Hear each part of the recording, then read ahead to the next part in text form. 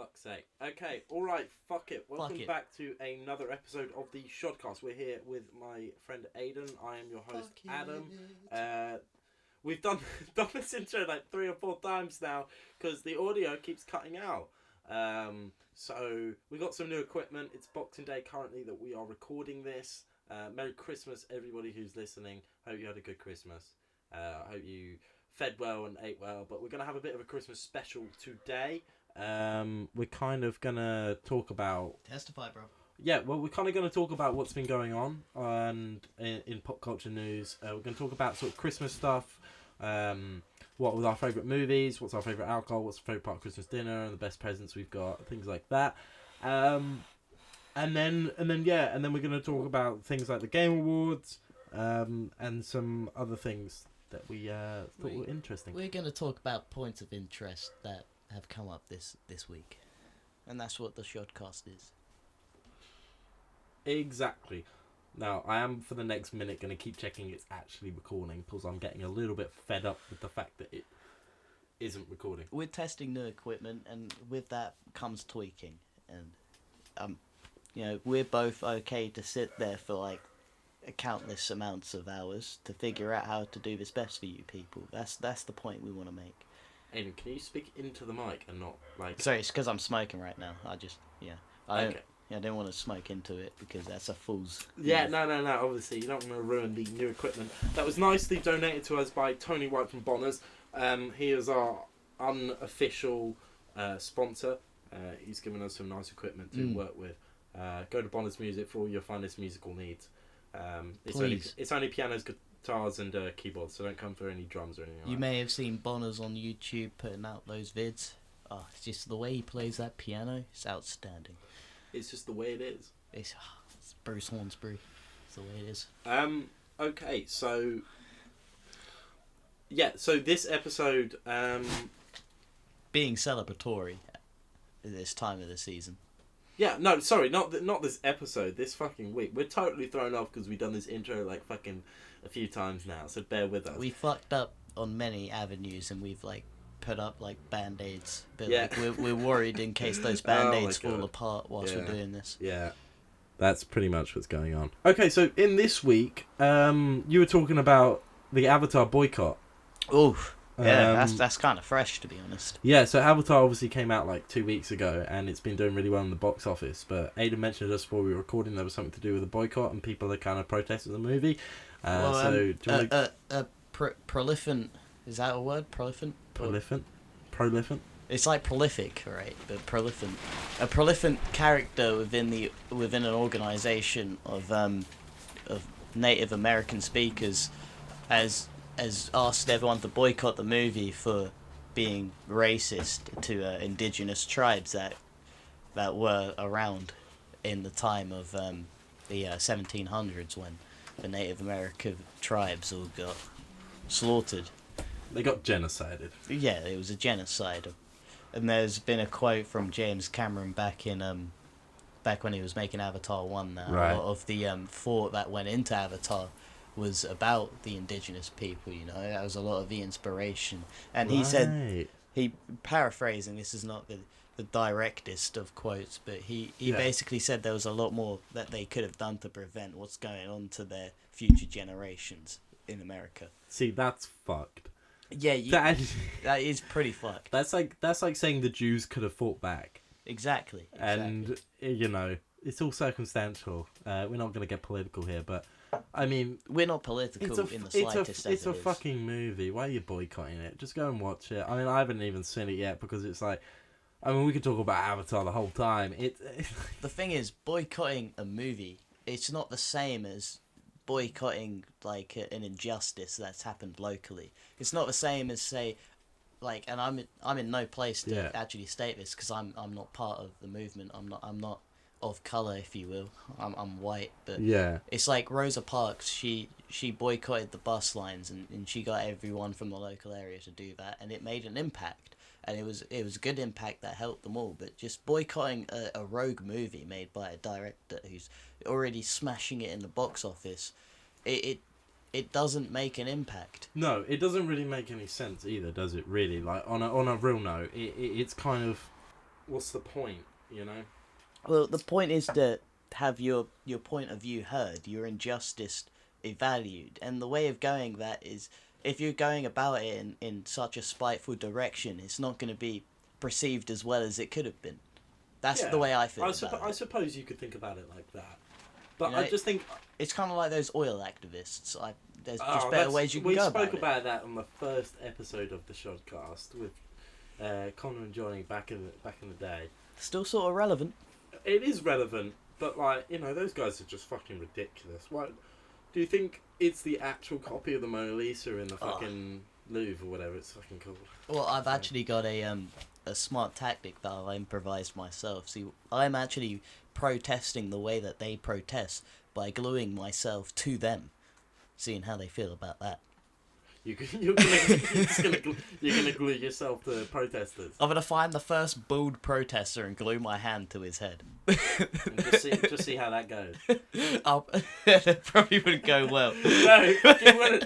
Yeah, you just go up to some guy, slap your hand around his face, and it's glued to his cheek. All of a sudden, I get beaten up by an oil activist, probably vegan. Okay, so because it's Christmas time, since I got a bottle of Jack Daniels for Christmas, I thought, why don't we get festive? Why don't we get festive and actually have a shot live on the air that Adam spilled earlier? Okay, I did spill one of my shots. It's currently all over the table. He filled mine up to the rim. I've been dreading this shot. It looks like a behemoth staring into the eyes of David. We actually recorded this and actually had the shot, but because it didn't record, Aiden's got a bit of a sour face now. He didn't really appreciate it, and I'm making him do another one. So look, I'm not the drunk kind of guy. I'm You're the hype spilling kind my of booze, guy. boy. I spilt a tiny bit, but to be honest, that's in favour of me. Yeah. It's like, holy shit, the tide on this looks like the soup in Bruce Almighty when he split it. Dude, I watched Bruce Almighty the other day. It's such a fucking good film. A very good film Honestly, to go back to every now and then. It's so good. Yeah, I remember watching it as a kid. The best out of the Almighties. I'm not going to say the other one was bad. It's better than Evan. Yeah. I mean, you've asked me this before, who would win in a fight, Bruce Almighty or Evan Almighty? And it's like, well, who would win, God or fucking Moses? He got the powers of God, but would God still allow him those powers if he realised he was doing it to destroy Noah? Yeah, Morgan Freeman's probably up for the shits and giggles. You know, he's went on vacation. He doesn't give a fuck about the shits and giggles. He doesn't give a fuck. He's going off to whatever realm he goes to. Okay, so yeah, let's do this and carry on with the episode. Tribute to all those who didn't make it to Christmas this year, and a tribute to our families that we love, and to our friends that we love. Yeah. All right, okay. Okay. Hey, you gotta get soppy on Christmas. Salut. Fuck me, that was the same as last time. Holy shit. We don't have a chaser down here neither. Woo! Our chaser is fucking gin. Yeah, that's actually kind of mad. Okay, so Evan Peters, you also mentioned this to me. So obviously Deadpool 3 has been announced with Hugh Jackman and Ryan Reynolds, and I think that's coming out in 2024. That is a jizz-worthy announcement. It is fucking exciting. Mind my vocabulary. I mean, because Deadpool 2 came out in like 2018, so that's like 6 years since we've last seen Deadpool. It's 4 years. 5 years. No, it isn't. 2018 to 2022, that's 4 years. No, 2024 is when the film's coming out. Oh, it's coming out. Yeah. Mind my... Also, that's 4 years, what you just said, not 5 years. Mind my absolute stupidity. Yeah, shut the fuck up. Hey, I'm pretty drunk. This guy's got me to do like 5 shots in them. two big barrel shots. Been one too many, that's what it's been. Okay, hey, so... look, I don't mind if I look like an idiot. I'm there to be an idiot. Yeah. It's entertainment at the end of the day. Yeah. You know? That's pretty much... It's like the same reason these people watch Jeremy Kyle. They want to see someone look down on them. I'm cool to be looked down upon. My views may not be the same as yours, but hey, it is what it is. Alright, well, back to Evan Peters and Deadpool. Fucking, you mentioned that, yeah, so he's... Obviously, he played Quicksilver back in... what was that movie? Days of Future Past, which is the Time in best. a bottle. It's the best X-Men movie. Oh, mate, it's one of the best. But It's so good. I've got to hold a flag up to another X-Men movie. What's that? A lot of people won't like the movie that I come up with. Yeah. But that's X-Men 2. No, I mean X-Men 1, because it did a lot for superhero Dude, movies. X-Men 1 and X-Men 2 Last Stand... not Last Stand, United. That was the fourth one, Last Stand. Nah, third one. Third one. Yeah. That's weird, because they went back... They didn't go back in time like in Days of Future Past for it, but they took it back to where it originates, and they did the origin story completely fucking wrong. That was, they did First Class. Oh shit, I was thinking of First Class when you said Last Stand. Yeah. Wait, Last Stand was the third one? Yeah, no, and then dude, First Class was the fourth Last one. Stand was the one... We need to do an episode on fucking X-Men movies. Yeah, man, to be honest, there's a lot of them. Dude, there's so many fucking X-Men movies that you can I talk saw about. a BDSM dungeon device that is a big X. And someone like put a picture of like his girlfriend's room, and Really? he had one of those big dungeon devices in BDSM of an X, and he was like, "Yo, my girlfriend must really be into X-Men. Just Lucky really me." be into the X-Men. You know, what I mean? To have a Fucking big hell. X in her Yeah, room, but lucky if me. If you were going out with this girl and she came in dressed as Mystique, like, what are you doing? I mean, you go for it, wouldn't you? You wouldn't just I'm not gonna lie, I'm very open-minded, Adam. Okay, so a guy comes in dressed as Mystique. How dressed? Like, is it just a bit of body paint, or are we talking full prosthetics? You know, like white chicks. Yeah, exactly. Yeah, the FBI's hired him to basically go undercover dressed as Mystique. That's why I turned it off when you went up. Yeah, I it's figured that fine. was gonna I've got happen earlier. another light on charge. If anybody wants to send money to us, we have a GoFundMe. We don't. Maybe I should set one of them up, but we're not going to. We don't anyway, appreciate your money. Anyway, because, like, fucking fuck Evan you. Peters, right? Fucking Jesus Christ! I feel like I've been on Evan Peters for like 10 minutes now. Jesus Christ. It's just the 2 shots he made us do. Yeah, I know. The two shots. Yeah, literally, it's just going off the rails. And the now. equipment. Yeah. Bro, we had to put, like, the multi-track device on a DVD to stop it from getting flooded with Jack Daniels. But we do this for you. We do this for the listener. I keep wanting to say the viewer. We are actually going to experiment soon with a camera on a tripod. Mm-hmm. Anyway, Evan Peters is fucking coming back to the Deadpool. Maybe it's in leaks. Well, it's coming from a studio that loves a bit of fan service, so I reckon it's gonna be what we've wanted, and not like some sort of WandaVision where we get like cucked, if you will. Yeah, I was sitting there in front of my TV, fucking Cheetos in hand, whatever your snack is for the movies or a series, and I was watching my WandaVision. I was like, oh, this show's kind of weird. Never Peters came into it, and I was like, all right, now we're cooking with gas. I was so hyped when they fucking brought Evan Peters into it, now because we're I was kicking just with thinking, gas. oh, dude, that's just gonna be so good. It's just gonna be the one, and then they were like, yeah, no, it's not actually the guy, and it's like, what do you mean you're not that guy? You know, hey, mate, you're not that guy. Exactly, it's like that video, like, fuck you where you stand. You're not that guy, pal. You're not that guy. How can you put Evan Peters in the fucking thing and just not give him service for being that character? Like, what the fuck? Say it was someone else, and then change Evan Peters into a completely different person. Be like, yeah, it was this guy. Dude, it kind of fucked us as an audience, because it was the first sort of hint at being part of, like, the X-Men were part of the MCU. To be honest, it was kind of the downfall of Marvel. Yeah, that was the first strike, and then along the way from series. Yeah, but I mean, like, the beginning of that series was really interesting. It was good. It was quite unique. It was because different. It was doing that whole, like, going between the different genres of sitcoms and things like that.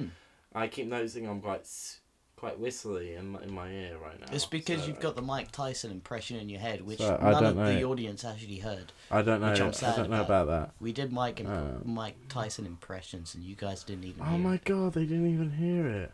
They didn't hear that. There's a lot that we've already missed. That is gold. Oh my god. Has it done it again? I don't know. It's not done it again, but I can't fucking see the screen. Okay, so Shocktail? no, we weren't going to talk about Shock. For fuck's sake. fuck's sake. Okay, so no, in other news, DC has had kind of a reshuffle over at their studios in terms of their film slate. So obviously Black Adam came out recently, and it was a mediocre hit. I know the Jelly Beans hit different, but it was okay. And box office wise, it was okay. Everybody's just said it's been okay, and James Gunn has obviously been hired by DC, being a spectacular success at Marvel with the Guardians of the Galaxies. He's been kind of the head honcho in terms of he did the Suicide Squad a couple of years ago, and he did Peacemaker, which was this year, wasn't it? Or was it last year? Yeah, it was last year. Could you speak a bit closer? It was last year. I'm going to turn your gain up a bit because you're quite far away. Sorry. No, it's fine. Just fuck my recording, do whatever. No, it's because you were speaking. I was holding back a little bit. You know, when I'm speaking, I'll lean forward, but when I'm reacting, I'll probably be leaned back. You know, there's the wind coming through that as well. Is that what it is? Just a little bit. Yeah. Just a little bit. So anything to minimalise. Yeah, so, I mean, that's quite interesting. So, obviously, James Gunn is going to be taking the sort of helm away from Zack Snyder. They're kind of moving away from that world that Snyder built, which I'm kind of looking forward to. Obviously, Flashpoint is kind of what everybody's thinking is going to be the point that transitions from the Snyderverse to maybe the Gunverse. I don't know. But, I mean, I loved Suicide Squad, and I watched Peacemaker with you. Actually, I watched Suicide Squad with you as well. Yeah. And I fucking love him. Brilliant movie. There actually has been talk of James Gunn recently. If not this week, it was the week before. Of a lot of people have fallen out with James Gunn. Oh, really? Yeah, completely. It was based off of this. I think it was based off of with the firing of Henry Cavill. Right. Yeah. Really? Yeah. Yeah, because he got fucked over because he stepped down from Witcher for Superman Return. Yeah. And he came back for a cameo in Black Adam. And then they fired him. Not only that, the next James Gunn movie that he was going to produce in the DC, I'm pretty sure Henry Cavill was meant to appear in that, but he said no. And he wanted to hire a different casting for Superman, which is why a lot of people are bringing hate to James Gunn, and not only what he's producing in the DC universe, but even Guardians of the Galaxy 3 has a bit of backlash from what he did over at DC. Yeah, that's interesting, because he kind of went for the rival side for a bit. It is interesting, but that's because Marvel fired him because of some shitty tweets he did, like, 12 years ago or something. Exactly, but I just don't understand how you could bring a backlash from one studio that a person has done all the way to another opposing studio, which is Marvel, obviously, and then try and boycott their service. Like, they're making quality films, and the last series haven't been too great, but the films they make are alright. You know, they've been pandering to an audience for quite a while, and they brought, like, a new specific way to create movies within this media. Like, everyone's aspiring to become like MCU at the moment, and now everyone's trying to all of a sudden take that away from them just because of what a director did on another studio. Yeah, it's just kind of weird. I actually get that. Sorry, I'm just trying to work out the levels a little bit more. Another thing which I think is the problem with movies at the moment, everything's trying to be the same. Everything's trying to hit that result, that end game hit, you know? I kind of know what you mean. It's kind of like they've resorted, they knew what worked, they knew it was, but Endgame didn't come from nowhere. That was 10 years, 12 years of world building or whatever, you know? A lot of dedication, a lot of cameos, a lot of fucking references, a lot of callbacks, you know, through a lot of time. But now everyone's trying to rush a universe in like fucking 3 years, and it's just coming out sloppy, and it's like things are... Yeah. It's like a double life that's tripping itself over. We were speaking about Marvel a lot last week, actually, weren't we? Yeah, probably were. We weren't. Well, we were talking about Marvel specifically, not the way everything tries to copy. Replicate Marvel. Replicate, but that's the one. We were talking about this recent phase of Marvel and how it's kind of it's just been very mediocre, and how they relied on legacy. And I try not to for these sort of things, but Critical Drinker, he did an episode on why this phase of Marvel hasn't worked. It was good. And it was a really good episode. I don't know if you've seen that. Yeah. So that was quite good. So I'm kind of looking forward to if they make Robert Pattinson the mainline Batman. I'm so down for that, because that's just going to be so much fucking fun, having like this really grounded Batman. Because that's what I love about Batman. Yeah, he can fight Superman, he can do all this outworld stuff, but what he chooses to do is just beat up muggers. Like, that's what he chooses to do. Robert Pattinson has been in the news recently, not like the mainstream news, but the entertainment news. Spear him. Oh yeah. And it's not because of Robert Pattinson himself, but it's because a new Nirvana biopic has been coming out recently. It's been in production. Is he playing Kurt? No.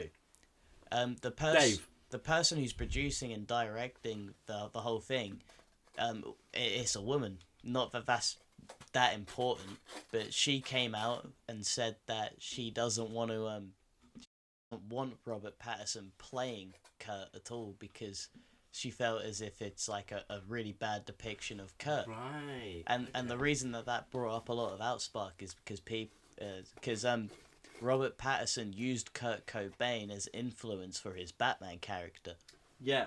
Yeah. And people thought that he could play it really well.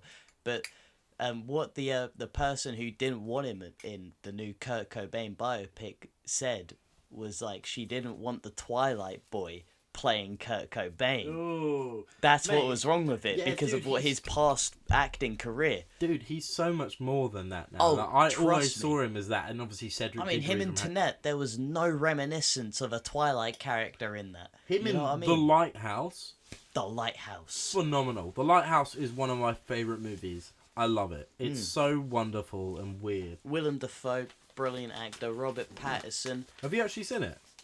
I haven't seen it. I've heard about it through talk of you. Like, you fucking seen it. I'm just saying, like, I know Willem Dafoe and I know Robert Pattinson, and it's a psychological horror. Those are my favourite. It's beautiful. Kind of things right there. If it's a rainy day, watch The Lighthouse, because it's one of the most atmospheric films you'll ever. If you've never seen it, it's basically Robert Pattinson and Willem Dafoe. They're lighthouse keepers, and they get stuck on an island because of a storm. And one of them has like a trunk dick, and the other's jealous, so he tries to kill him. Well, it's not about the trunk tip. Basically, Willem Dafoe takes the night shift, and Robert Pattinson never sees the light of the lighthouse, and Willem Dafoe's really protective over it, and basically they start arguing with each other, and they never really see each other other than at dinner.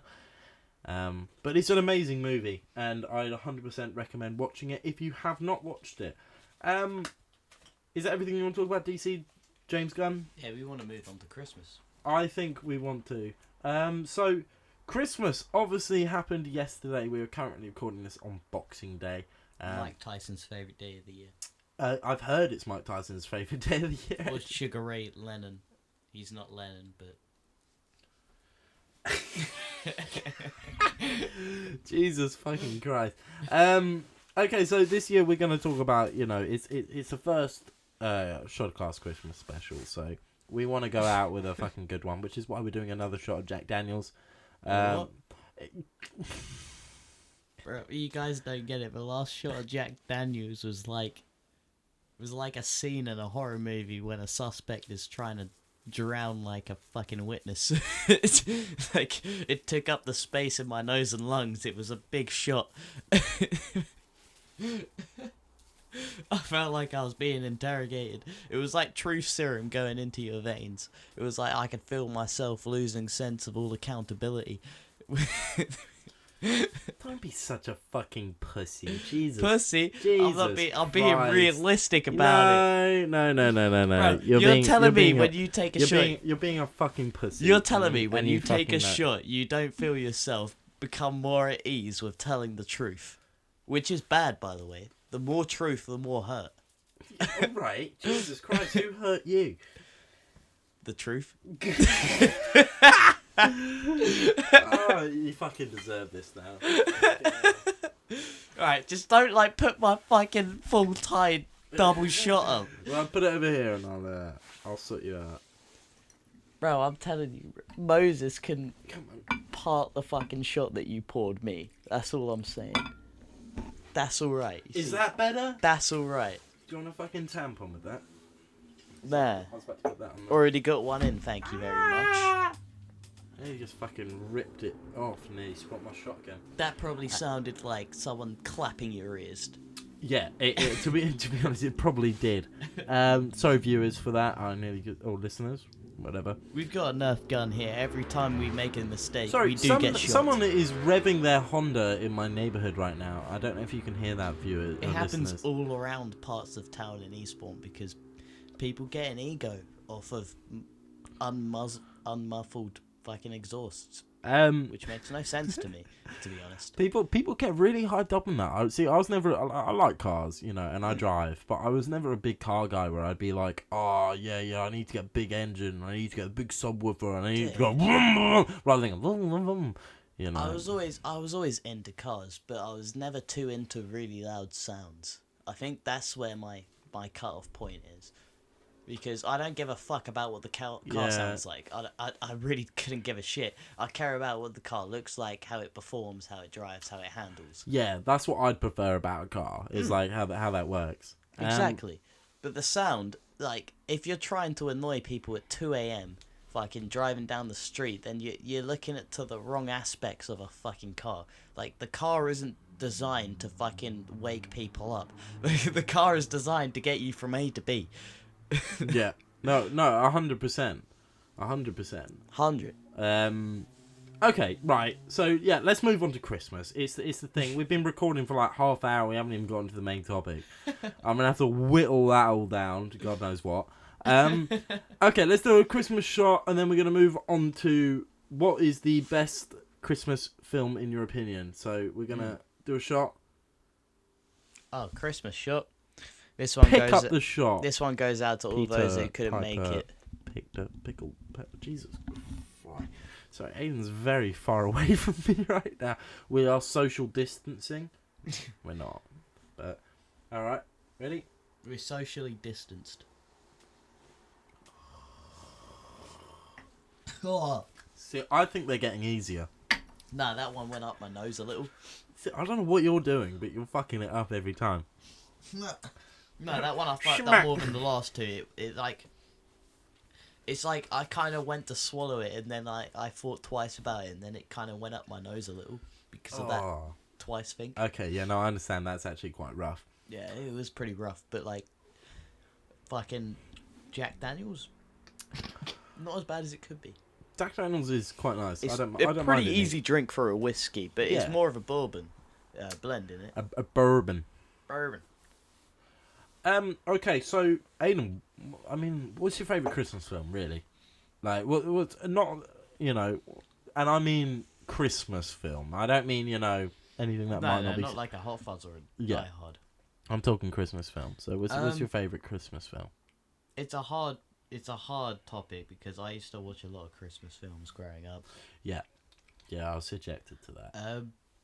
Honestly, I really liked Santa Who. Santa Who? Santa Who. Hang on, that kind of rings a bell. Yeah, what is that? Hang on. Oh, my phone's fucking dead. Yeah, we might have to search this up actually because I forgot who's the main actor who plays Santa in it. He's one of my favourite Santas of all time. That fucking rings a bell though. It's where Santa forgets who he is. No. I'm pretty sure it's when it's either when Santa forgets who he is, but the one I'm talking about is when Santa gets killed by someone and he becomes Santa. Dude, you're talking about the Santa Claus. Okay, that one's good, but Santa Who is one that I used to watch as a child. Dude, the Santa Claus is the best Christmas film, in my opinion. That's the one that I loved, but the Santa Who is the one that I watched most. Santa Who, really? Because I saw the Tim Allen Santa Claus like more than anything. Tim Allen, that's his name. Tim Allen, the guy I love that film. If you haven't seen that, it's basically a guy, he's like a divorcee, he has his son round for the night on Christmas, and Santa lands on their roof, and they basically accidentally kill him, and he puts on the suit and he becomes Santa, and it's basically about him transforming into Santa. He starts growing grey hair and white hair and all that. Santa Who is the one where Leslie Nelson plays Santa. Leslie Nelson? No, Leslie fucking Nelson. Really? And it's he plays Santa in one of them. Yeah, he trips off of his sleigh, and the only way to save him is through the innocence of a small child. That's right. The biopic. Okay. It's very good film. Can you lean in a bit closer? It was distributed by Disney, believe it or not, the Santa Who. I mean, I do believe that. That sounds very likely. It's a 2000s. I mean, so... there was that one recently, Christmas Chronicles, with Kurt Russell. He was playing Santa Claus. I thought that was quite interesting. There was also The Violent Night. See, I haven't seen that yet. I was meant to see it the other day, but Connor fucking snaked me out and went and saw it with Brandon. Wait, he actually saw it? He never saw it. Yeah, he went and saw it, and that kind of pissed me off because I was going to go see it with him. If you're listening to this, Connor, fuck you. But, yeah. I mean, yeah, I kind of wanted to watch that. I mean, that's kind of... People have been saying it's kind of Home Alone and Die Hard put together, which are really the two best Christmas films. I mean, I said the Santa Claus... I said the Santa Claus was my favourite Christmas film, but I mean, this was the next topic that we were going to talk about, is like, what is the film that you like watching at Christmas that isn't necessarily a Christmas film? Now, I know you've got a good one, but my one is... We've got a tribute one that we do as tradition. Yeah, so you have tradition ones where you watch films on thing, but my favourite film, it's Die Hard. I know, I mean, the debate is, it is a Christmas film. It's set at Christmas. Like, what's the criteria for a Christmas film other than being set at Christmas? Does the whole plot have to be related around Christmas? Well, there has to be a couple of bells in it, apparently. Yeah, I think there is a couple of bells in it at some point, probably. That's the criteria I'm hearing. Because really? Where are they doing that? Where's the criteria? Well, I don't know. If there wasn't bells in Deck the Halls, then there would probably be like, fucking hell, I don't feel festive when I'm watching this. Right, okay. No, because there's bare films that are set around Christmas or have had Christmas in the film. Yeah, but it's still a Christmas film. And then they're like, not why wouldn't it be a Christmas film? I don't understand why it wouldn't be a Christmas film. Because the main plot doesn't devise around it being Christmas. Yeah, but it still is a Christmas film. Yeah, but it doesn't devise around it being Christmas. Yeah, but there's like degrees. It's like a Christmas film. There's a heist movie on Christmas. The one with the fucking who was it that played in it? It was originally going to be an all black casting, and it was called Tower Heist. That's the one. Tower Heist. That's not a Christmas. It's in Christmas. It's based around Christmas. Yeah. Dude, I watched that not that long ago. Is it really? Yeah, it's in the holidays. The one with Ben Stiller? Yeah, the one with Ben Stiller. It's in the holidays. It was originally going to be an all-black cast as well, believe it or not. Wow, that's actually quite interesting. Do you know who was going to cast in it as well? Only some of the greatest comedians ever performed. Like Dave who? Chappelle, Chris Rock. What? Eddie Murphy. He is in it. Oh, mate. Like, he was going to be in it. Martin Lawrence. Like, it was going to be great. It was going to be very great. Oh, also Chris Tucker, Chris Rock, Dave Chappelle, Martin Lawrence, and Eddie Murphy. That's a movie I would watch. I'd watch that movie 10 times over. Exactly, and that's what Tower Heist was meant to be. But then Ben Stiller was a producer, and then he became more than a producer because of how much he put into it. And then he became one of the lead roles, and he said, maybe we shouldn't make it like this. Maybe we should make it like that. No hate on Ben Stiller. I love him. The movie was still good. It came out alright. I liked Matthew Broderick. Matthew Broderick's always great being stuff. I loved him. But that original cast would have been Have you seen fucking Ben Stiller now? I saw a fucking photo of him. His hair is like white as snow. Is it? Yeah. Fuck. Dude, he's got like full on white hair. Because I remember him having jet black hair growing up. You know, like Meet the Parents, Zoolander, Maybe things like he just finally stopped dyeing it. That's the thing. He was probably like 30 when Zoolander came out. I was thinking more of Focker's timeline. Well, that's about the same time. Yeah. No, so okay, so we talk about like the first two Meet the Parents and Meet the Fockers. His hair was jet black, but I mean, it could have been going grey by then because it's white now. Yeah. There wasn't a transitional period. To be fair, Owen Wilson also has greys. Yeah, but he kind of rocks it. Like you look at him as Mobius. Owen Wilson rocks everything. Mobius, bro, he could be Morpheus, but he is Mobius from the Loki series. But like, could you imagine Owen Wilson as a vampire? It's morphin time. And it's Owen Wilson. He's like, wow, it's morphin time. That would be fucking... I like Jared Leto. I feel as if he's hated more than he should be because of that joke, what happened on the set of Joker. Not Joker, what happened on the set of the first Suicide Squad where he was playing Joker. I think Jared Leto is fine as an actor. Requiem for a Dream. I swear we've spoken about Jared Leto on the podcast more than fucking once. We probably have. I feel like he's come up a few times. But Jared Leto, like, the way he acts, like, he can convey the emotion that the character's feeling, but a lot of the past characters he's played comes up when you're trying to review him as an actor in a certain role he's playing. You're thinking of another role that he played where he wasn't as good. And I just don't feel as if you should pin that onto him. You know? I feel like he gets... I think he just signs bad contracts, to be honest. Wait, was he Paul Allen or was that someone else? Paul Allen? Yeah, you know. Let's do Paul Allen's card. Yeah. What? Yeah, Paul Allen, like in American Psycho. Oh yeah, he was. Yeah, exactly. Sorry, you see him as Paul Allen. You're like, he is fucking. He's playing that character so well. You don't assign him to being Jared Leto from Joker that you've seen much years later. You see him as that character, so he's obviously a good actor. Anyway. I'm kind of scared for this next shot. Like, the last two shots got me in sort of a way. Dude, that is fine. It's just stepping up a level. Bro, I'm starting to feel like the main guy in Jurassic Park when it's like, oh shit, I thought I know what I was doing here, but it turns out like these lizards are smarter than I thought.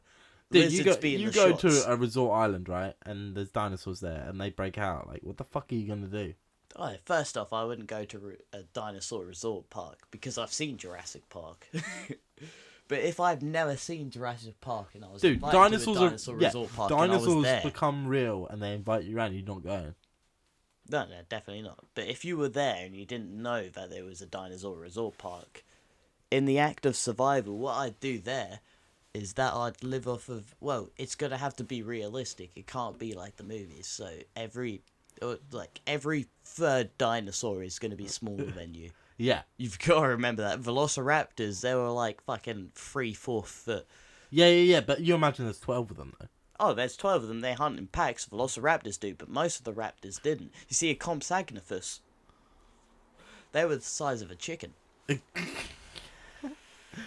So you smoking smoking that joint where you're explaining that, saying all these scientific words. There were a lot of lizards. Yeah. Not even lizards. There were a lot of animals living in most of the periods of the dinosaurs, that being the Jurassic, the Cretaceous, or the Triassic period. Yeah. Where you could eat off of the land, no matter whether it's plant or fucking reptile or mammal. Hey, look, man, you're trying to distract me with all this scientific dinosaur knowledge, but I just want you to take a shot at the JD. Alright, I'll take a shot of JD. The last thing I'll say on it is that we couldn't live in any of these periods because there was a fucking very high level of oxygen percentage in the atmosphere. So any movie you see we would have just floated away. No, we would have fucking suffocated and died. So within like 30 seconds, it's kind of like space logic. Right, okay. So, like, all these movies you see when they travel back to the fucking Triassic period or whatever the fuck they do, it's all lies, right? You couldn't go back to the fucking dinosaurs. You couldn't travel back in time. If you make a time machine and you travel back in time to the dinosaurs, you will die within a minute. Don't fucking do that. Yeah. If you do that, you're stupid. You're a fucking idiot. You're a fucking and idiot. You've done it to yourself. Exactly. Do you want any more of that? No, sorry, man. Also, where you were with the mic just then, that sounded the best. Here? Yeah. That's the way I feel like I should be with the mic. Anyway. Yeah, exactly. Because I feel like I'm talking to you, but I'm talking into the mic to you. Yeah, that's what I've been doing the whole time. It just feels like, you just... Yeah. Okay, so, we were talking about Christmas. Obviously, it's Christmas period. What is your favourite Santa? There have been a lot of Santas that have played Santa very well. Yeah. But honestly, the best Santa for me is the Santa that I grew up with, right? Yeah. And that's between two. That's between Leslie Nelson, right, in Santa who played it for 3 consecutive movies, Hang on, consecutive. There's 3 Santa Who movies. Oh yeah. And me and my brothers, shit. we watch these movies and we'd laugh about it together, and we'd. See, I only thought there was one. No, there was a lot of these movies, and then Tim Allen played the Santa Claus. Yeah, for see, 2-3 movies as well. That's the one that probably a lot of people our age have association with Santa. Is Tim Allen's Santa Claus, which is a fucking amazing film. If you haven't seen it, it's Santa Claus basically is some divorcee guy, and he kills Santa on his roof, and puts on the suit and has to basically transform into Santa. Honestly, what I love about it is that, sorry for our younger viewers, but a lot of characters in movies are playing a mythological character that doesn't exist, and they somehow bring it to life. And Tim Allen really did that for the Santa Claus Tim Allen movies. was amazing at it. I think he did a really good job at fucking being Santa. And the reason I see Leslie Nelson playing a really good Santa Claus is because it was the funny one, you know? And when you're younger, the really funny Santa Claus kind of brings your attention the most. Yeah. But Tim Allen played it very well emotionally as well. Yeah, well, that was the thing, because there was a little bit of emotion, because it was a human becoming Santa Claus, and that hadn't actually really been seen before. It's quite an original concept, really. You see him start growing a white beard, and you see him growing white hair, and it's been done many times after the fact. Yeah, but I mean, it's so good. I mean, I watched it last year for Christmas. I haven't seen it this year. I'd say even Bruce and Evan Almighty was influenced off of that. It's a very similar concept. Very of similar like concept. You know, sort of a deity almost. You know, putting their form into a human. Could you imagine if Santa was a deity, like a Buddha or some other sort of god, rather than being who he is now? You know, because Santa's sort of associated with capitalism at the moment. To be honest, he's sold with consumerism and the idea of the holiday. But could you imagine if Santa was seen as a deity, someone we believed in as a god? Yeah, like it's actually somebody we worship. Like we went to church and we worshipped. I mean, it's kind of Saint Nick. I mean, Saint Nick was a religious figure. He was a real figure. Yeah. He was a real figure that people turned into what it is now. Do you know what I mean? Not even that. There's a real Santa in Finland with the exact same name who drinks piss. What? Do you not know about this? this? No, dude, I watched that Vice documentary. That's where I saw it. Yeah, there's a real Saint Nicholas who just drinks like piss. Yeah, he drinks Deer piss. piss. He drinks deer piss. Yeah. Dude, I have actually seen that. It's a fucking phenomenal video. Yeah, I mean, it's great. That's funny, man. You bring that up. Like that being Santa, like people view him as Santa. You kind of think like, well, where did the mythological thought of Santa come from? Because, like, that guy, his whole generation could have been perceived as the Santa. Could you imagine there was, like, his great-great-great-grandfather actually went around Finland giving people gifts. Just fucked up on piss.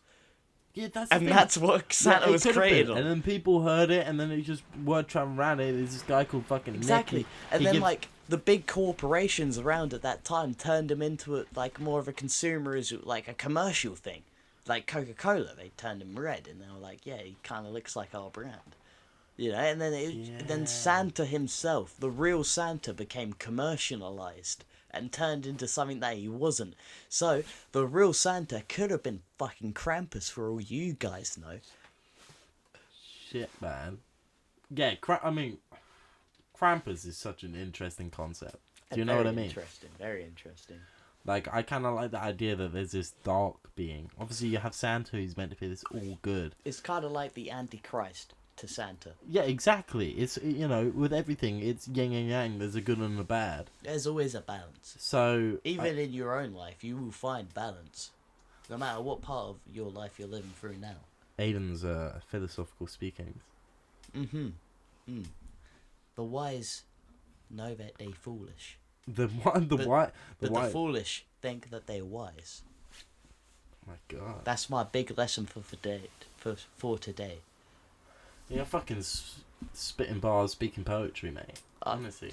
That's what I'm here for. Poetry. That's what he's here for. I'm here for the English lexicon. That's all you want to do. That was my best subject in school, the English lexicon, and that's the one I take through with me. Hey, you're one of the plebs that say lexicon. Hey, fuck math, right? Yeah. It's all about literature right here, right now, because math has already all been figured out. Think about it. They can make they made the pyramids with math without a calculator. With meth. And I couldn't They do made that. The pyramids with meth. They were high on meth. No, not with meth. With math. It was all math. Right, with meth. With math. It was all fucking numbers and figures to make the pyramids. Even the position, the coordinate position of the pyramids. Yeah, there would have been some sort of architecture about it, you know. There would have been. Well, that's the thing. If you times the coordinates of the pyramids by 10, do you know what it comes up to? No, what is it? The speed of light. Not only that, there's also like I think it's the circumference of each side of the pyramid. If you times that by 3, it comes up to the speed of light as well. Really? It's something along those lines. Is that something that's actually? Oh yeah. It's a real fucking thing because it's all Yeah. Pythagoras theorem how they figured out the pyramids. Right. And it all adds up to the speed of light in weird ways. It's Dude, that's quite fucking interesting. weird, man. Yeah. Okay. Wow. How the fuck did they figure that out though? Like all those years ago. Well, it's the same way they figured out the Stonehenge becoming a sundial. I believe that they were more astronomical. They looked upon like the stars to guide them. I suppose if it's not modern society. Are you clicking against the chair? That was my light. My bad. I could fucking hear it. But yeah, like if you're all those years ago and you're sitting in a field and you don't have modern society and you don't have all these things and you don't have a lot to do. I mean, all you're doing is 1, survival, but 2, maybe you just make a fucking sundial made out of giant fucking stones. Well, the stars were used as a guide for navigation because they didn't have maps back then. They just knew what their fucking stars looked like in a certain constellation. You know, like where around what time of season it was, where the Earth was that's around the mad. sun. See, they figured it out for us. Do you think people these days will be able to figure it out? Oh, definitely. But people nowadays are too involved in computers to know anything about the fucking sky. You know what I mean? But that's because we kind of already figured it out. Exactly. Obviously it's endless out there, and there's, we're tiny little ants compared. But I mean, there was that quote that was we know more about the universe than we do about the our ocean. own seas. Yeah, see, man. that's mad that we know more about out there, which is almost endless, than we do about the 70% that covers the planet. Like, that's crazy. Well, that's not the only reason that. Oh, fuck's sake. The only reason for that is because the pressure that builds up in immense places in the sea. You can't get down there without it all being destroyed by the pressure of the water above it.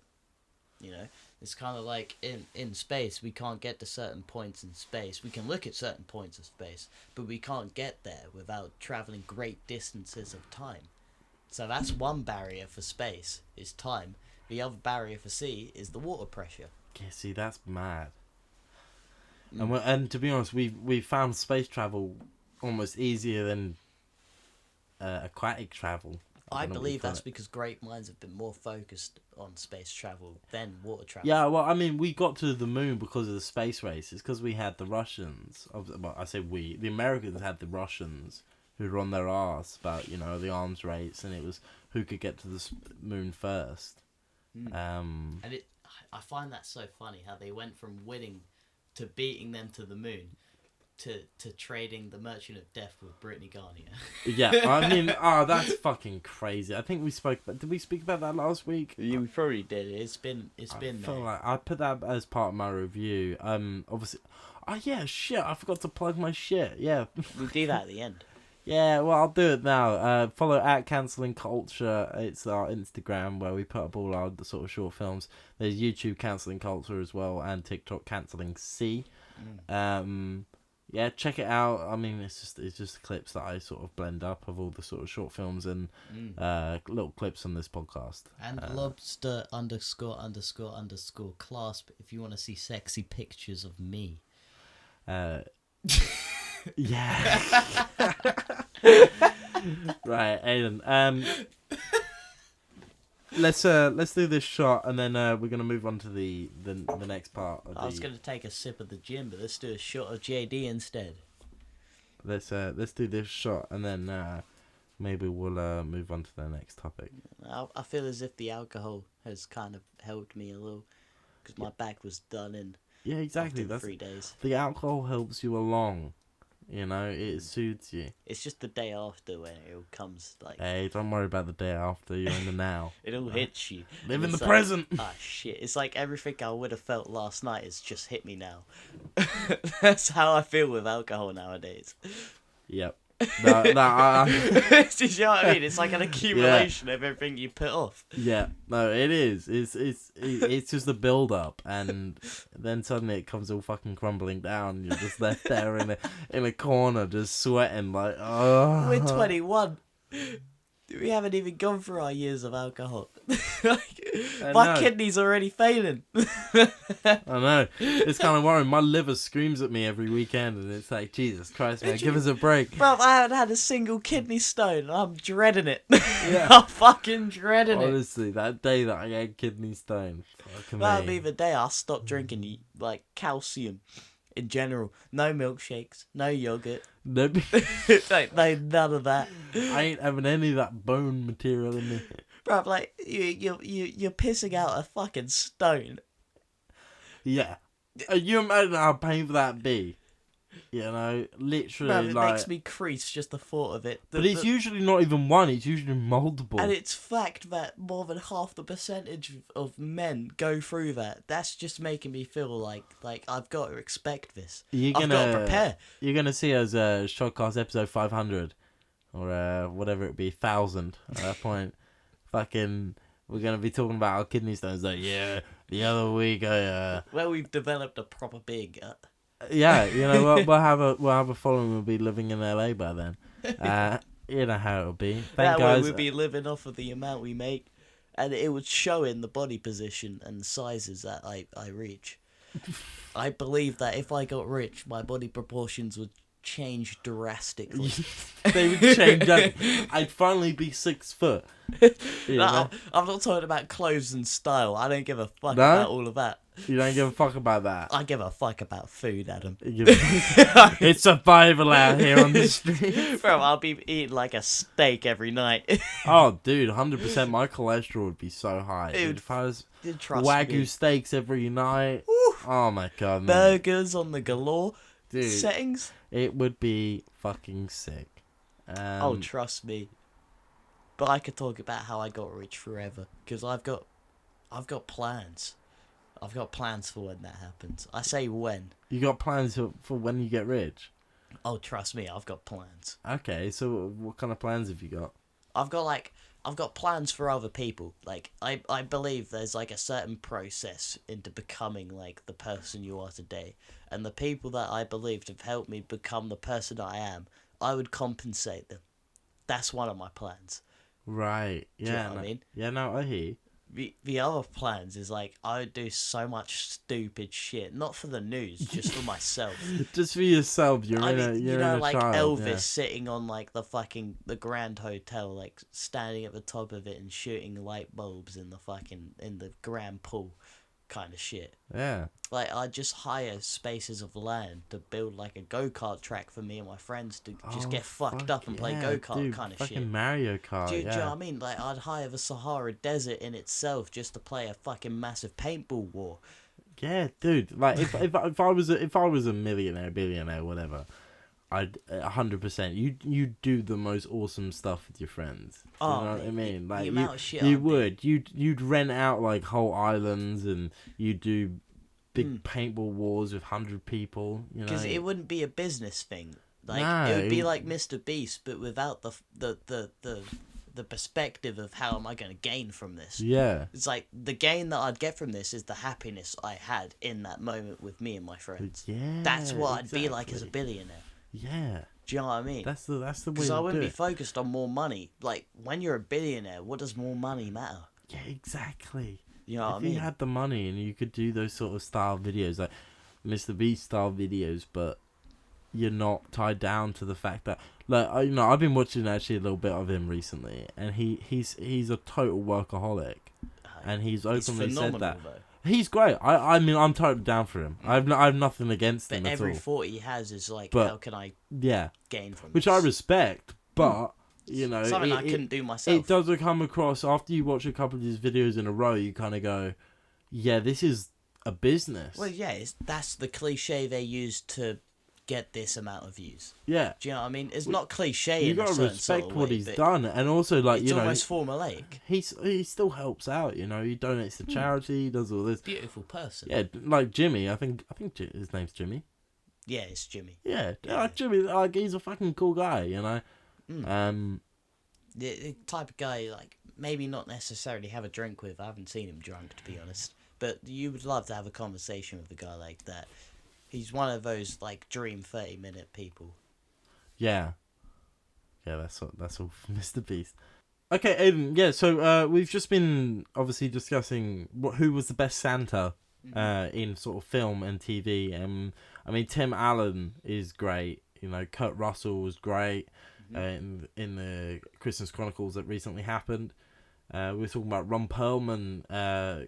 He could be a good Santa. Dude, he'd be a great Santa. J.K. Simmons is recently becoming Santa in the Red One, which is the Chris Evans, The Rock film, which is going to be quite cool. I'm looking forward to that quite nicely. So that's going to come at the sort of later end of next year. So I thought it would be a fun idea to talk about films that we watch at Christmas that aren't necessarily Christmassy. So I've actually got a list here of the best non-Christmas movies, and I think it would be cool if I go through them and you give me a rating of 1 to 10 on how you think it views on the spectrum of a non-Christmas movie. Okay, yeah, you could do that. Yeah, I'm down for that. So, what article are you looking at there? Well, the article is from Seuss Electronics. Yeah. Do you wanna try speaking to the mic a little bit more? The article I've got here is Seuss Electronics. Okay, yeah. Right, and they've got a list of like 10 of the best non-Christmas movies that I think would be cool if you gave a rating on where you'd view it. Do you know what? I'm gonna do this list after me and you do a shot right now. Yeah. All right. You're bringing out your fucking Pacino there. Whoa. Hey, what do you mean? My Pacino is best portrayed in a style that it's not Al Pacino. In a style that's not Al Pacino. It's in a style of him talking to Robert De Niro in that one movie. What was it called? Robert De Niro, Al Pacino. Fuck. We'll cut this silence out. Yeah, what the fuck was it? What happened in the movie? Well, they never actually meet each other until one point in the movie. You talking about Heat? Dude, you're talking about Heat. Wait, hold up. It's 100% Heat. The heist goes on.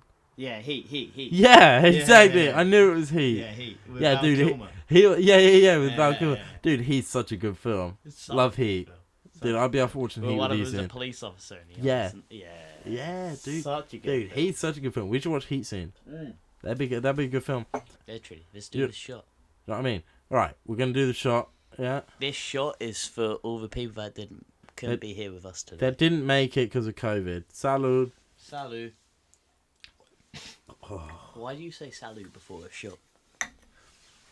It's French for cheers. Well, actually, it's French for hello. No, it's like, like cheers. Yeah, but it's also an informal hello. Yeah, well... That's how I learned the salut. Salut. I say just sweet. The French are pretty Just weird sweet. anyway. Like, they conquered the worst part of Africa for nothing. Like, what's the point of that? Yeah, actually, that's a really fucking good point. They conquered the worst part of Africa. I say the worst part. They conquered the furthest away part. They conquered the part that was obstructed by their borderline countries the most. Yeah. Like, the one that's next to Somalia, I forgot its fucking name. Oh, Kenya. No, not Kenya. The one that's bordering Somalia and, like, the north of Africa. Egypt? No, not Egypt. That's not a French. native I don't know. Africa country. Somalia isn't anymore, is it? No, Somalia never was. It's the one that's bordering Somalia. Oh, I don't fucking It's know. got a really long name. Uganda? I might have to search it up. It's not the ones that you've ever heard in the Dude, news. fucking search it up or fucking, find it. Or figure out what the hell it is. Right, hold up. It's got a really weird name. Oh, pardon me. That's right, it's Djibouti. Djibouti. And It's spelled Djibouti. And is that in like It's northeast the northwest northwest of right. Somalia. Of Somalia. So Of it's Somalia. still in Somalia, or is it in the northwest of Somalia? It's in the northwest of Africa, but it's northwest also to Somalia, which is its bordering country, Right. which okay. it's oppressed by, a lot of its native speakers are French. Yeah, it's kind of mad how Africa's just built up of all these countries. It's one of those countries that it's also bordering Ethiopia, a lot of it. Oof. By the way, it's one of those. It's bordered to the sea, but where the rest of its borders lie, like the other countries have more domination over the sea. Yeah. So, I understand. Yeah. like, because Somalia are over the sea. Like, you've seen that film with Tom Hanks. Yeah. Oh, dude, that Captain Phillips is such a good film. Dude, I watched that. Look at me. I watched that in a Greek hotel, and I went down to this little kiosk and I got some beers, right? And Yeah. they were like €3 for a 4-pack. I was like, yeah, sweet. I actually no, it was like €3 for 2. That's what it was, and I had 2 of them, and I drank one of them. I was thinking, man, I'm really drunk. They use these beer called Alphas. They're like stubbies or No, they were like pint cans. pint cans. Yeah. Like a red stripe can. Yeah, like quite big. And I was like halfway through one, and I was thinking, man, I'm feeling kind of fucked. I looked and it was 8% on a lager, and I had 2 pints of it. So I just fucking downed them quickly, and I'll tell you what, that was one of the best sleeps I've ever had. But yeah, Alpha, it was this Greek fucking beer. It's pretty good. Honestly, there's a lot of beer around the country that's really nice, but I think the best beer that ever could have been created Yeah. is the Beer and Beer Fest. The Beer and Beer Fest. What's the Beer and Beer Fest? It's been like It's 3 years since we watched Scheichenfolden it. or something like that. Scheisfolden. Something like that. It's Scheisfolden Lager. They name it something different from the original recipe as to disassociate from the bloodline. Yeah. Yeah. No, I obviously, because why would you do anything else? But Yes, Grandpapa. we never actually mentioned a film that you never actually did your list. We did our shot. Oh right, yeah, I'll do the list now. Yeah, do the list. I want to do the list. Right, before I get the list up, I already know the first one on the list. We can, It's actually a double on the first spot of the list. It's Die Hard 1 and 2. Okay, so I'll talk about Die Hard a little bit now. Die Hard is one of my favourite films of all time. I think it is the best Christmas film, hands down. Die Hard 2 is around the same year as well, by the way. Yeah, Die Hard 2 is... I remember I watched Die Hard, like the Die Hards, all of them, when I was a young lad with my dad, and I really, really, really loved the first and the third, and even the fourth one. And for some reason, I remember not liking the second one, and I remember it being kind of a rehash of the first one, but I watched the second one recently, and it's great. I mean, it's great because you think, okay, yeah, he's rather than being in a tower, of a city complex, he's actually going through an airport. But he's great because there's like a military that's trying to take over, and there's a plane that has his wife on it. I mean, it's fucking great. There's a lot to bring down the character to really for him to overcome to be great in your eyes. There's a lot of that. Honestly, Die Hard 2. I came to viewing those movies before I realised who Bruce Willis really was.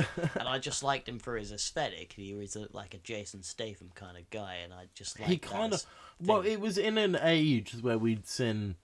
Obviously, I wasn't alive back then, but we'd seen Arnie and Stallone. It was just after the Expendables, kind of.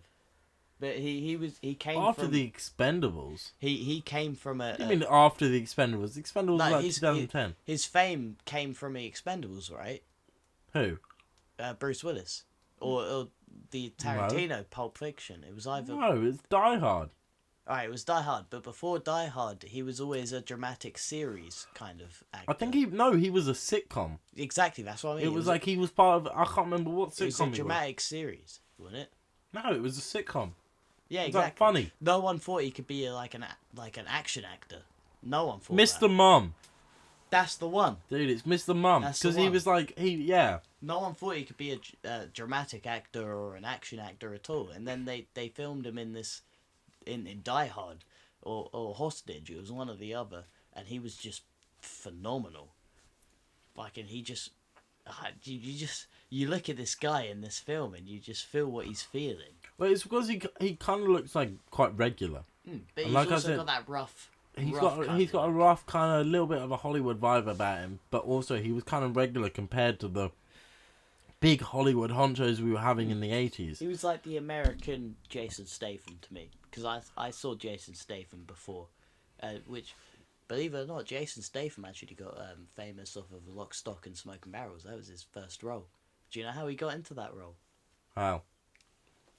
In the role, he plays a street merchant that becomes gambler, right? Yeah. Do you know how Guy Ritchie found him?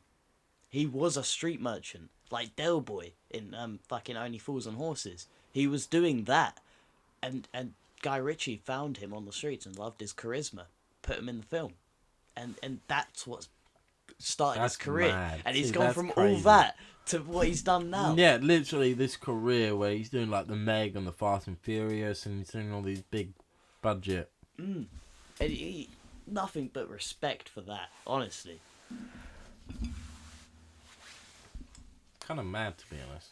Very mad how you can go from nothing to like someone that everyone in the world is speaking about, like Ed Sheeran. He was like a busker on the fucking streets, and then like a producer, like I don't know who it was, someone like Timbaland or something, just came across him on the streets and was like, yeah, I feel as if you could be like a prolific figure in an industry, and then they make him that, and it's like you went from this to that. It's incredible. Yeah, it's kind of crazy, to be honest, that somebody can be plucked from their life like that. But, Literally. give me another one on the list. Alright, so we've had Die Hard 1 and 2. The next one on the list is something called The Reindeer Games. You ever heard of it? No, I haven't. Do you want to... It's Ben Affleck, Charlize Theron, and Gary Sinise. It's an ex-con assumes his cellmate's identity and is thus plucked back into the life of crime. Plus, two of the main characters' names hint at the holiday connection. There's a Rudy, who plays as Rudolph, and a Nick, who plays as Saint Nick. That's kind of interesting. I'd like to watch that. I like Ben Affleck and Charlize Theron. I would watch it. I just don't know how...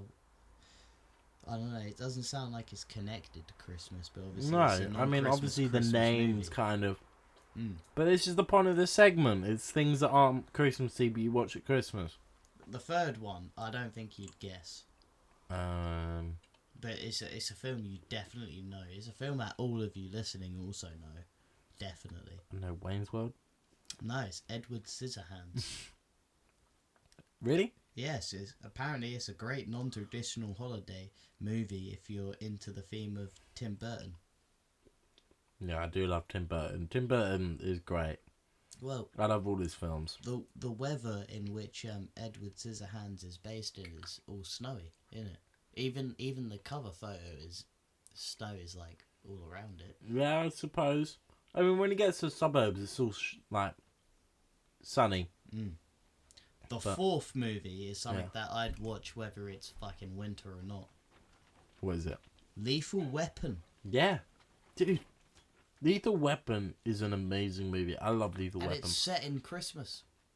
I mean, they have that scene when they smash through the window of a shop and it goes straight into a Christmas tree. Done it.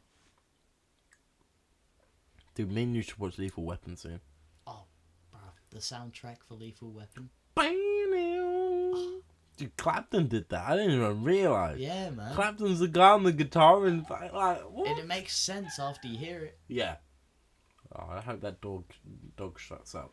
Right, can you guess what the fifth movie is? Another movie that I reckon you know. A movie that came from the back of SNL. Oh, Blues Brothers. No. Oh. Trading Places. Oh, yeah. You know what that is? Dan Aykroyd and Eddie Murphy? Yeah. Yeah, it's an 80s film that is considered a non-Christmas film. Alright, can you guess sixth? I don't think you guess sixth, but the sixth is a movie you know. Do you want to give me a hint?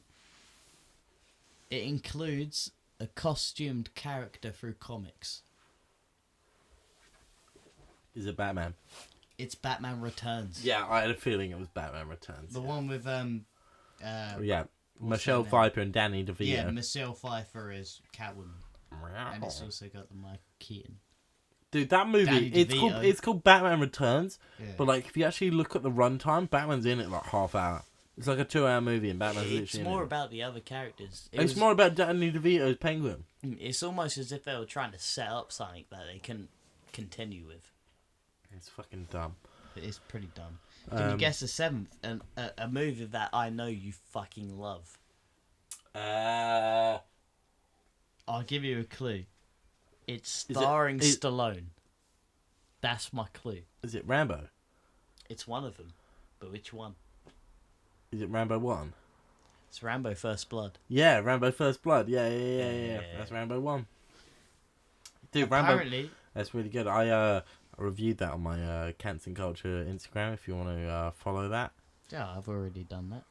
Yeah, no, I was talking to the listeners. Yeah, I know, but the listeners should want to do what I want to do, obviously. So if of course they should be doing what you want them to do at all times. Because that's the way we work in this modern day society. Someone says something into a microphone, and you're like, "Oh yeah, I agree exactly what they're talking about." Exactly, and we're following that same tradition. So if I tell you to follow something, then you should fucking follow it. You should fucking follow it because Aiden told you to follow it. Come on, give me the rundown on the list. The next film is Ghostbusters 2. Yeah, that's on the 8th. It's an excuse to watch Ghostbusters, to be honest. It's a fucking good excuse. Yeah, but also like Ghostbusters 2. It takes place on New Year's Eve. It's like nowhere near as good as Ghostbusters 1 though. No, it's nowhere near as good, but it takes place on New Year's. Yeah. In the movie, it takes place on New Year's, and I don't know about excuse. That. No, like I believe it's on that fucking day, but Another good movie. The next movie, the 9th on this list, it's Bill Murray in Scrooged. Scrooge. I nearly said Scorched because that is a Christmas movie. That is a Christmas movie in my opinion, but I nearly said Scorched because I watched Tropic Thunder the other day. You watched Tropic Thunder without me? I did. I'm sorry. I actually can't believe that. You watched it without me. He dinks a chink off of the bridge and it just... do you know what? He dinks a chink. Did you really just fucking say that? I said that because it's what happens. It is exactly what happens. You can't have a go at me. It's what happens in the movie. I'm not fucking having a go at you. You know, I didn't write the movie. You didn't write the movie. Also, I might watch that tomorrow though. It's fucking like on a real, like when I wake up tomorrow, I got fuck all going on. I might watch fucking Tropic Thunder. I wish I could watch it with you, but I've got a whole thing tomorrow. I got it on DVD. I've got to like buy presents before I even go to the thing tomorrow. It's a whole thing, whole ordeal. I might just go to Poundland and spend like £8 on them. The fuckers. Okay. Aiden, I'm gonna end it there. End it there. Yeah, because we've done 20 minutes. We didn't even get to Rocky 4. No. We can carry it on, but I just need to end it there and do my thing. Okay, Aiden, what you got for us? It has to be Kiss Kiss and Bang Bang. No, Rocky 4. Oh my god, Jesus Christ! Right, let's start again. My bad. Yeah, try speaking to the mic. You're fucking miles away. I wasn't in the mic because I was just trying to find out what movie. There you go. On. That's way better. That's way better. So after the 9th movie, that is a non-Christmas Christmas movie. According to this list, comes the 10th movie, Rocky 4. Oh my god! See, yeah, I fucking love Rocky 4. I mean, have you watched much of the Rocky films? I've only seen the first 2 films. I haven't even seen Clubber Lang knock him out. See, Rocky films 5 is okay, 6 is okay, and the Creeds or whatever. But the first 4 Rocky films are an incredible story. They're fucking brilliant. I love the them. first 2. I just haven't come into access of the other Rocky films without me having a better film to put on at the time. So you say a better film, but you haven't watched them. Well, yeah, that's just what Dude, I mean. Rocky 4, there's a reason Rocky 4 is on that list. Rocky 4 is like the shortest one. Yeah. It's like 1 hour and 20 minutes long. It's not even that long. And it is like 50% montage. That's calm, but like, I don't know. When I say another film to put on, it's just a film that's more relevant with the time I'm living in. I haven't... When I talk about like a Rocky kind of film, it just feels, I don't know, kind of dated.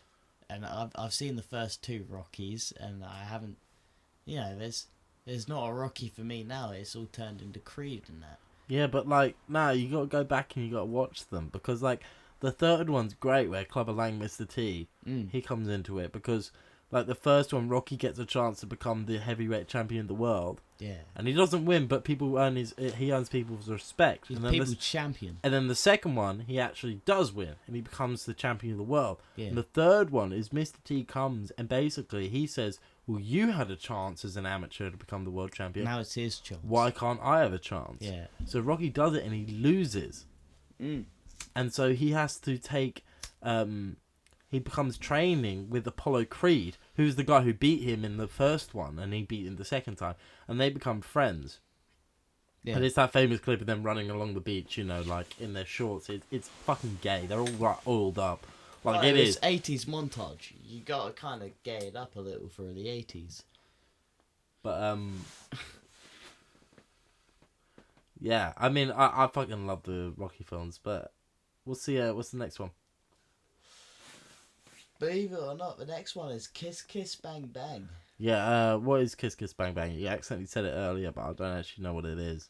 It's a noir film, a comedic noir film that takes place at Christmas time, and the main character of the story is trying to rob a store around Christmas.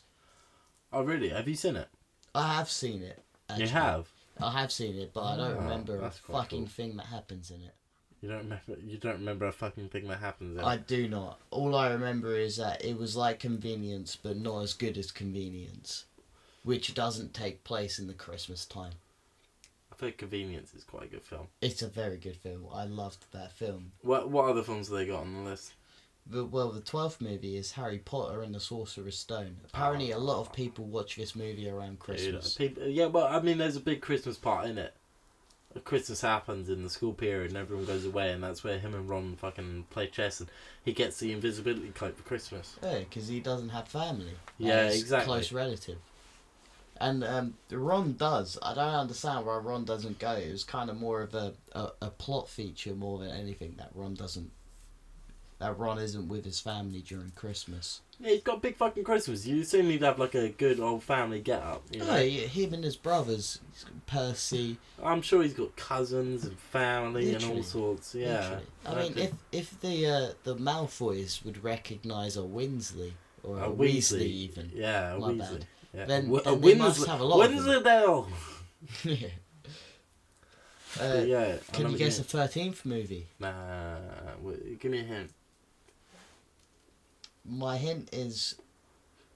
Oh, that's too easy of a hint. My hint, it revolves around murder. It revolves around murder. It's a murder film. It's a murder film? It's a film that is completely about some psychotic guy who's just fully into just murdering people. Is it Seven? No. Is it The Zodiac? It's close to those 3 films. 2 films, but it's not. Fuck. I'll give you an even bigger clue. I don't know. It involves one of the best actors of all time. I don't know. What is it? It's American Psycho. It's a fucking American Psycho. Of course it's American Psycho. Fuck. Well, he has a Christmas party in the middle of it, doesn't he? He does. You're right. He does have a Christmas party in the middle of it. Fuck, man. And his wife is all like, "Oh, why aren't you in the Christmas spirit?" And he's like, "I am." But he's not. But he's not. The guy doesn't understand Christmas. He's just like, fucking. God doesn't understand a lot in that film. Yeah. Yeah. What else is there on the list?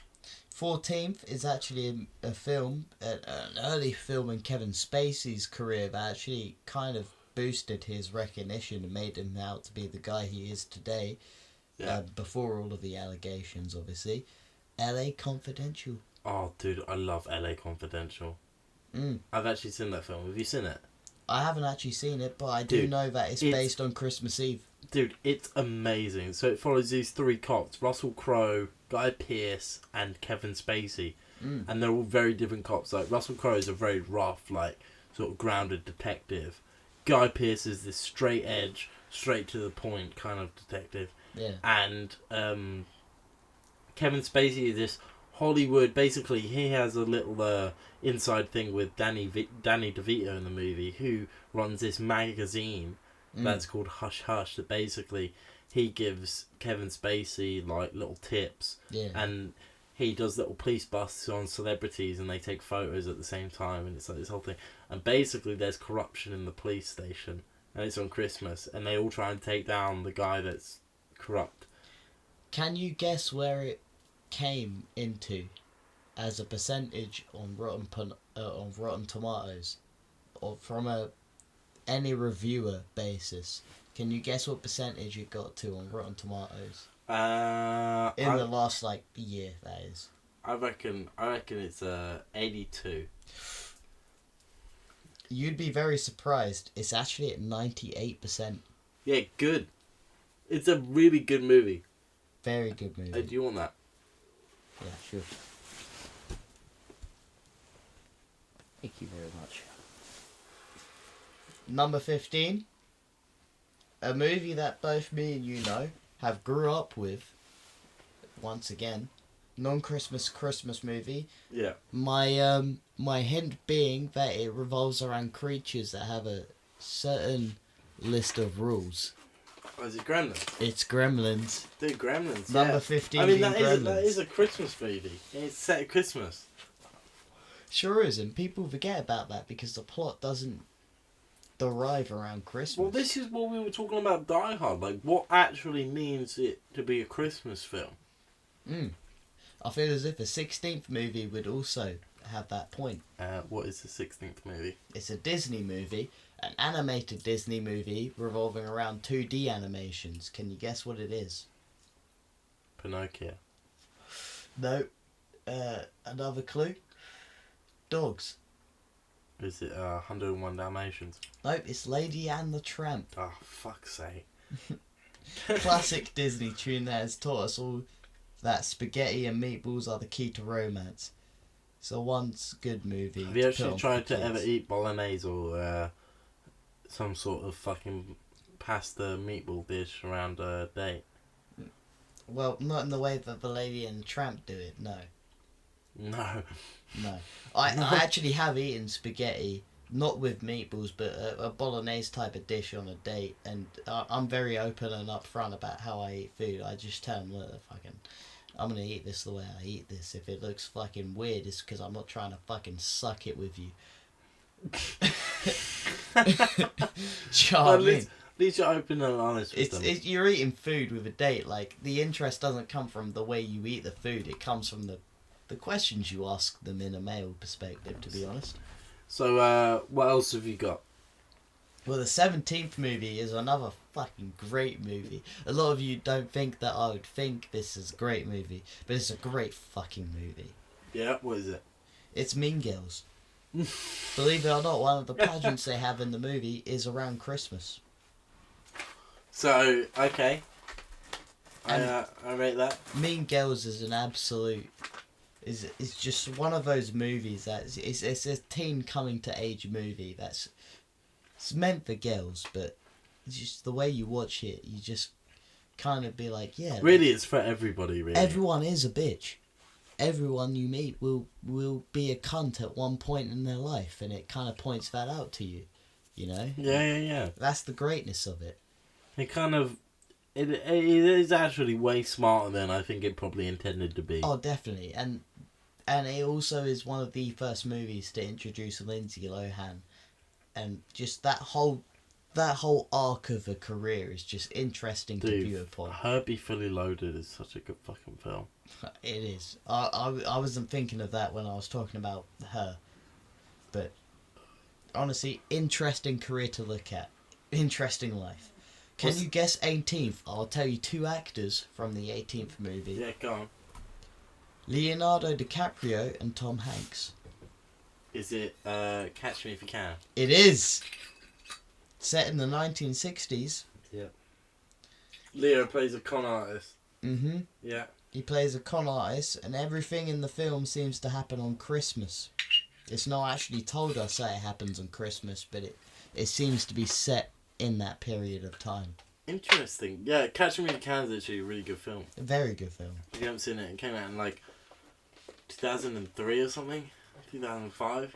Believe it or not, that was the last film on the list. What? I thought there was 20.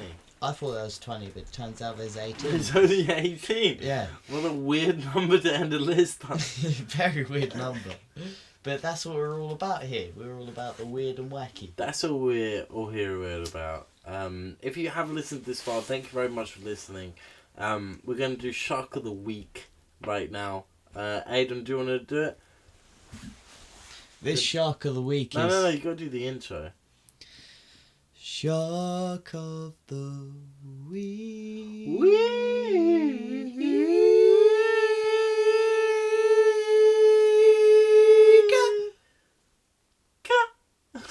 The Shark of the Week is a sound fresher. It's a Phamalonian type of shark, which means it's relative to the mackerel species. Where do you find this shark? Well, you find that shark mostly around Australia, believe it or not, but more in the warmer periods of the ocean. The warmer periods of the ocean, okay. Damn straight. And the thing about this shark is that it has a very large dorsal fin. It's not as aggressive as most sharks that you would find, but yeah, fucking if it sees something underneath it, it'll attack. If it's something smaller than itself, and these are big sharks. Yeah, I can imagine. Yeah. How big do they grow? Well, the Sound Freshest shark grows up between like 3.5 to 5 meters, but most of them would be on the lower end of that spectrum. Right. Okay. God damn, look at that. It's not that big though, really. It's not that big, but the problem is when you're in water, you're not designed to go against the elements that are presented in front of you at that point in time. Yeah. Whereas, say, a sandfresher shark, it's evolved to be able to move about and maneuver in that environment to catch prey and take what's in front of it when it needs it. So, right. Whilst you're trying to escape, you're frantically panicking in the middle of... Not in the middle, it's more around the shores of the ocean. You're trying to get back to the shore. You're creating more attention to yourself, which your sandfresher shark would immediately catch upon. And not only that, you're going like 3 times as slow as the thing that's hunting you at that point in time. Yeah, dude, you imagine a shark attack. Like, you actually imagine being in that situation where you're being attacked by a shark. Like, fuck that. The few people that survive that sort of shit have wounds that affect them their whole life. Their whole life. It's not just one small moment. Like, it affects them for a while. Yeah. Exactly. It's such a formidable creature. It's evolved more than we have because it's been around longer than we have. You know what I mean? It's the same as the crocodile and the alligator. It's been around since the fucking dinosaurs. It kind of reached peak evolution. Exactly, it's peak evolution. It's in its environment. It is the top dominating predator, and we're not even suited to that environment. There's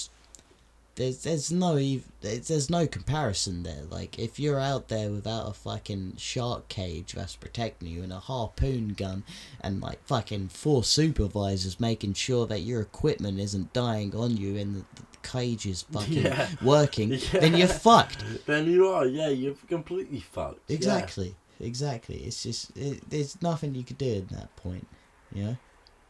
Jesus fucking Christ. Anyway, we're going to talk about the estimated amount of kills that the Sound Thresher has. Yeah, okay, so, Can okay, you guess? yeah. Do you want to finish that, or are you just going to stop? I'm just asking you how many estimated kills that a Sound Thresher shark has on humans. Is this yearly, or is this... Average a year. Globally. Globally, definitely. That being said, they're not all around the globe. Yeah, but you know what I mean. I don't know, maybe 10,000? 10,000? Yeah. Are you looking that in? Yeah. Well, I'm sorry to say, Adam, but upon every species of shark in the world, there's a lot less than 10,000 kills a year. Yeah, I had a feeling. I thought that was a highball, but I was like, I'll just secure it in. What are we looking at? We're looking at, like, in the double digits. Oh, what? Yeah. So are we talking like 32? That's pretty fucking close, to be honest. It's in the 20s. In a year, you're looking at around 22 fucking kills from a thresher shark a year. Most kills coming from the bull shark, not even the great white. The great white that doesn't kill a lot of people a year. There's more coconut kills a year than there are shark across all species. Dude, that's kind of nuts. It's nuts. But that's the way it is. Like, a lot of people are scared of the shark because of the fucking movies around it, like the Jaws. But there's no movies about coconut falling from trees and killing Jamaicans. What would you call it? I'd call it The Fool. Dude, I rate that. Okay. Okay. I think this episode we've had a good old time. We've done Shark of the Week. We talk about Christmas Eve. We've kind of ranted off and done tangent. But do you know what? I think it's been a good old episode. We've tried out some new equipment. Hopefully it sounds a lot better for you guys. And I mean, let me know. Let me know what you guys think. If you guys are listening, whoever's listening. And I got a few guys out there in Romania. I mean, we've definitely got a small viewer base at the moment, but share it with people. Obviously, follow the Instagram Cancelling Culture, the TikTok Cancelling C, and the YouTube channel Cancelling Culture. Make sure you also check out Bobo Arts. That's my mate Toby's art account. And Aiden, is there anything you want to say left to the listeners? Merry fucking Christmas, you filthy animals. Yeah, yippee-ki-yay, yeah, welcome, and we'll be probably having a break this weekend. I'll be uploading this Friday, actually, but I'm going to Liverpool, so it's probably going to be a little bit of a break, maybe next week. But, I mean, next year we're going to be going full fucking force into this, because now we got the thing sorted. We know what we're doing. Exactly. We know what we're doing. We've got the equipment. We're going to go full force into this. So I just want to say thank you, whoever's listening to this, whether you know me or not. But yeah, thank you very much. And also, Aiden, thank you for being here. And thank you, and thank the audience. Yeah, stepping up and becoming the co-host. So me and Aiden are going to get off this and get drunk and watch some great Nick Cage movie. Yeah, it's we'll probably talk about it in the next pod. I feel like we along with Black Dynamite. I feel like we will. We should do an episode which is like weird, wonderful movies, like martial arts movies and stuff. Like that being said, I've got a number of martial arts movies we've never seen. Do you remember District 13? That French movie. I certainly do. Yeah, the parkour one. Yeah.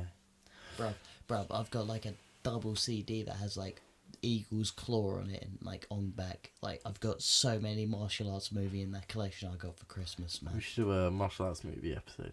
Bruv, I've got the movies for it. And we could also talk about Journeys to the West. Yeah, 100%. Right, well, thank you very much, viewers. I'm gonna sign off now. Sayonara. Thank you very much. Go fuck yourself. Thank you very much for listening. Go fuck yourself. Okay, well, thank you very much. Hope you've had a good time.